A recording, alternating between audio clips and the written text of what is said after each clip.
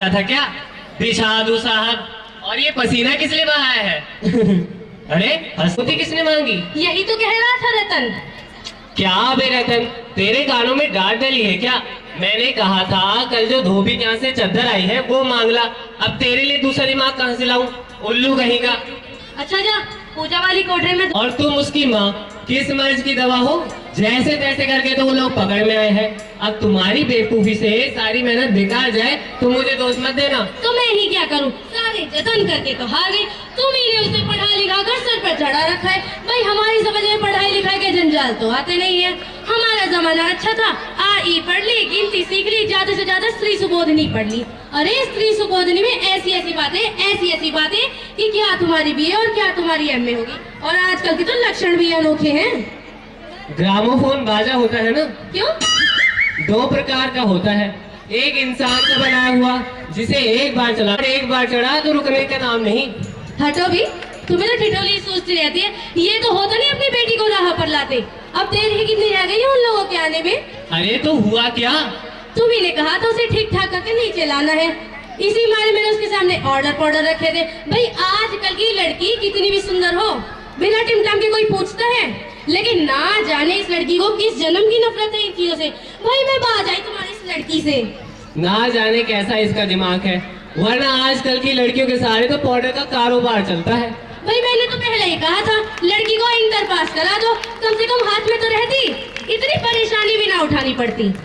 चुप चुप, तुम्हें कहते हैं अपनी बात पर जबान नहीं है। मैंने पहले ही समझा दिया था कि उन लोगों के सामने जिक्र और ढंग से होगा। तुम तो अभी से सब कुछ उगले देती हो, उनके सामने क्या करोगी? हाँ बाबा मैं कुछ नहीं बोलूंगी, जैसी तुम्हारी मर्जी, बस मुझे मेरा काम बता दो। तो जैसे हो माँ को तैयार कर लाना। ना सही पाउडर कौन सी बुरी है, पान लिख और भिजवा देना उसे। और नाश्ता तो तैयार है ना? जी नाश्ता तैयार है। अरे आगे रख, लंबा जा नीचे रख। कुछ नमकीन चीजें बना दी है, चाय भी रखी है, टोस्ट भी, मगर मक्खन तो आया ही नहीं। क्या कहा? मक्खन नहीं आया? तुम्हें भी किस वक्त याद आई है? जानती हो कि मक्खन वाले की दुकान दूर है, लेकिन तुम्हें तो कोई बात ठीक वक्त पर सूझती नहीं। अब बताओ रतन मक्खन लाए कि यहाँ के काम करे? अरे यहाँ का काम कौन ज्यादा है, कमरा तो ठीक ठाक ही है, बाजा सितार आ ही गया है, नाश्ता बराबर वाले के कमरे की ट्रे में रखा ही है। सो तुम्हें पकड़ा दूंगी और एक आध चीज तुम खुद ले लेना। 2 आदमी ही तो है। हाँ, एक तो बाबू गोपाल प्रसाद और दूसरा खुद लड़का है। देखो उमा को समझा देना कि उन लोगों के सामने जरा करीने से आएगी। ये लोग जरा ऐसे ही हैं। गुस्सा तो बहुत आता है मुझे इनके तकियानुसी ख्यालों पर। खुद पढ़े लिखे हैं, सब सोसाइटियों में जाते हैं, वकील है, लेकिन लड़की ऐसी चाहिए कि ज्यादा पढ़ी लिखी ना हो। और लड़का? अरे बताया तो था तुम्हें, बीएससी के बाद यही लखनऊ में तो पढ़ता है, मेडिकल कॉलेज में। और कहता है कि शादी का सवाल दूसरा और तालीम का दूसरा। क्या करूं साहब, मजबूरी है, नहीं तो ऐसी कोरी कोरी सुनाता है इन बापों को और ऐसे बेटों को कि बाबूजी क्या हुआ? कोई आए हैं? अरे प्रेमा वे आ भी गए और तू यहीं खड़ा बेवकूफ, गया नहीं मक्खन लाने? बाबूजी पैसे लो, सब चौपट कर दिया।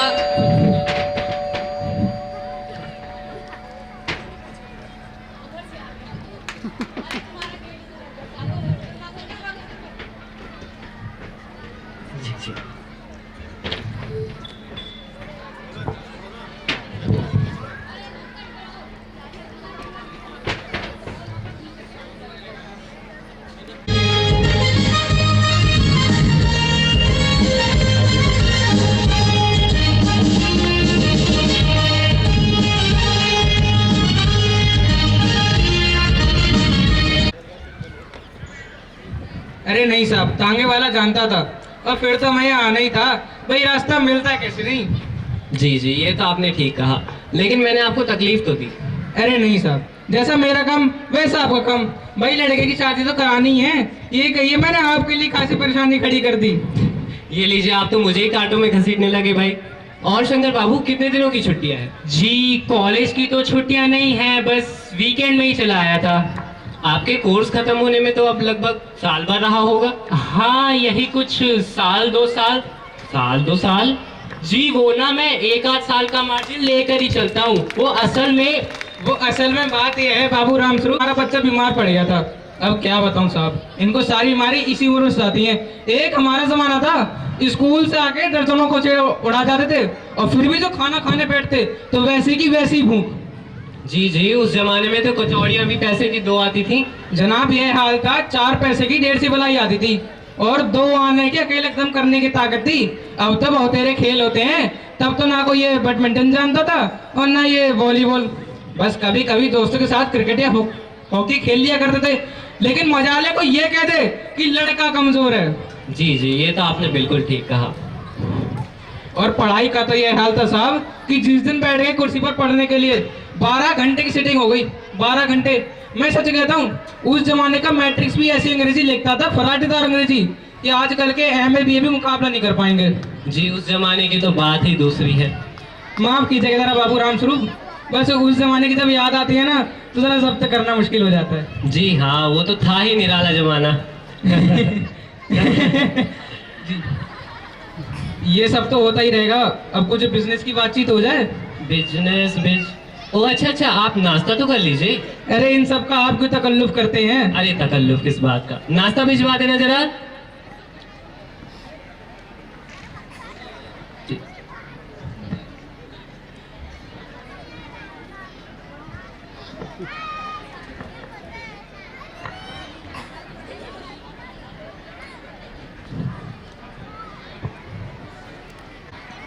बाबू जी ये तो बैठ ही नहीं।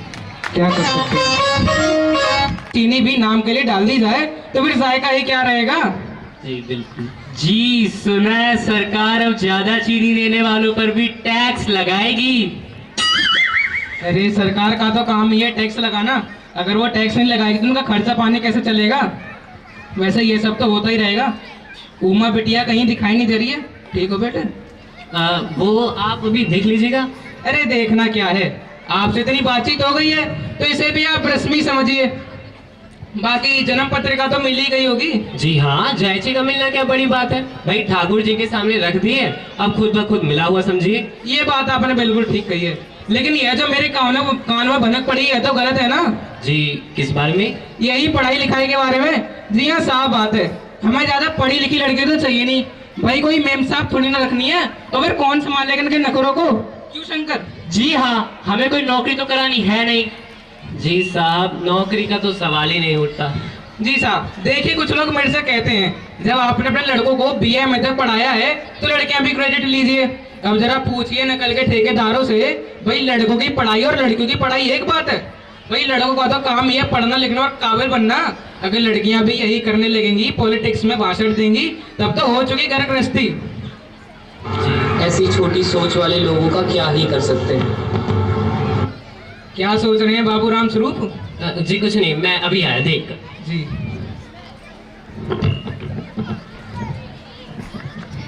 गए क्या?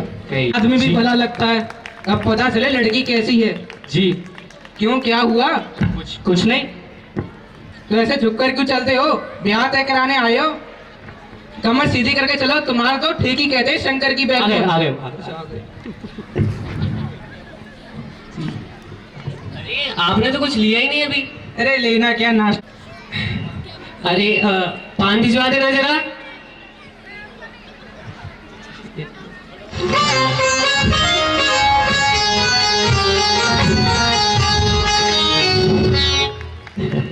यही आपकी बेटी है, लाओ बेटा पान मुझे दो।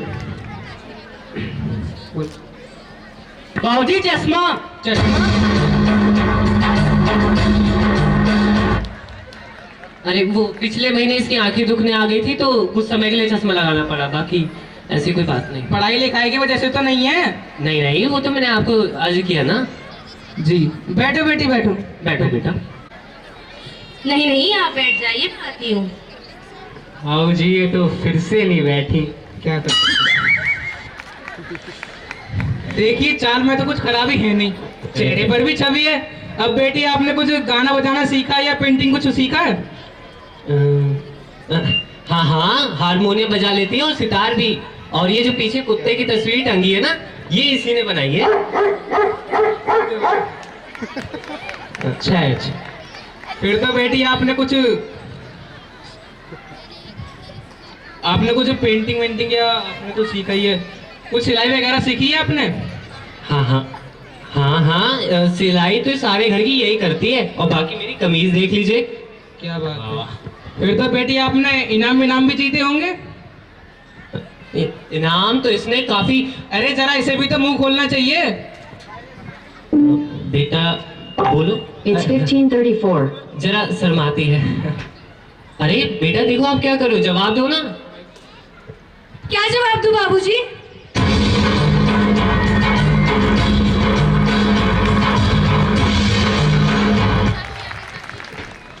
जब कुर्सी और मेज बिकती है तो कुर्सी और मेज से नहीं पूछा जाता, सिर्फ खरीदार को दिखला दिया जाता है। यदि पसंद आई तो ठीक, वरना उमा उमा, बस मुझे क्या लेने दीजिए बाबूजी। ये जो माशे मेरे खरीदार बनकर आए हैं, जरा इनसे पूछिए, क्या लड़कियों का दिल नहीं होता? क्या उन्हें तकलीफ नहीं होती? क्या वे बेबस भेड़ बकरियां हैं जिन्हें कसाई देखभाल कर? मैं सोचेगा बाबू राम स्वरूप आपने यहाँ मेरी बेइज्जती करने के लिए बुलाया था। जी हाँ, कुछ ऐसा ही समझिए। हमारी बेइज्जती नहीं हो रही जो इतनी देर से आप नाप तोल कर रहे हैं। जरा पूछिए अपने साहबजादे से, पिछली फरवरी को गर्ल्स हॉस्टल के एक दिन क्या कर रहे थे और वहाँ से कैसे भगाए गए थे? Girls hostel?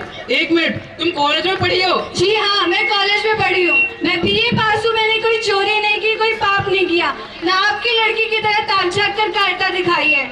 मुझे अपनी इज्जत, अपनी मान का ख्याल तो है, ना कि आपके बेटे की तरह। बाबूजी चलिए यहाँ से। आपके पैरों में गिरकर भागा था। मैं सोचेगा बाबू राम स्वरूप आपने मेरे साथ दगा किया है। आपने कहा था आपकी बेटी मैट्रिक्स पास है, लेकिन वो बीए तक पढ़ी है। झूठ में कोई सीमा होती है। लाइए मेरी छड़ी कहाँ है? रुकिए, मेरी बात तो सुन। रुकिए। चलो बेटे। जी हाँ, जाइए और घर जाकर पता लगा लीजिएगा आपके बेटे की रीढ़ की हड्डी है या नहीं, यानी बैकबोन। हे भगवान। रो क्यों रही हो बेटी? बाबूजी, बाबूजी देखो, मैं आप ही बताइए क्या करूं मैं मक्खन का।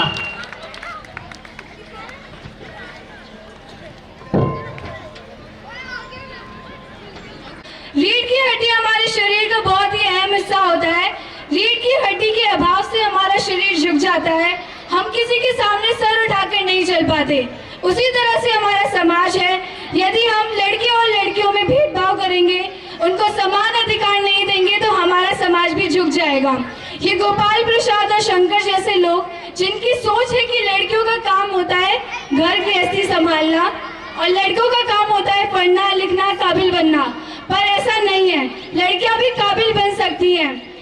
उदाहरण के लिए अंतरिक्ष में जाने वाली सबसे पहली महिला कल्पना चावला, कुश्ती में महारत हासिल कर चुकी गीता फोगाट और पूरी दुनिया में ह्यूमन कैलकुलेटर के नाम से जानी जाने वाली शकुंतला देवी, और हमारे देश की न जाने कितनी बेटियां हैं, हमारे देश का नाम रोशन किया है, हमारे देश का गौरव बढ़ाया है, और हमारे देश की न जाने कितनी बेटियां होंगी जो हमारे देश का गौरव बढ़ाएंगी। तो मेरा आप सबसे यही अनुरोध है कि जितना हो सके अपनी बेटियों को बढ़ाएं, अपने बेटे और बेटियों के साथ समान व्यवहार करें। हम आपकी बेटियां भी देश को आगे बढ़ा सकती हैं। जब बढ़ेगी बेटी तो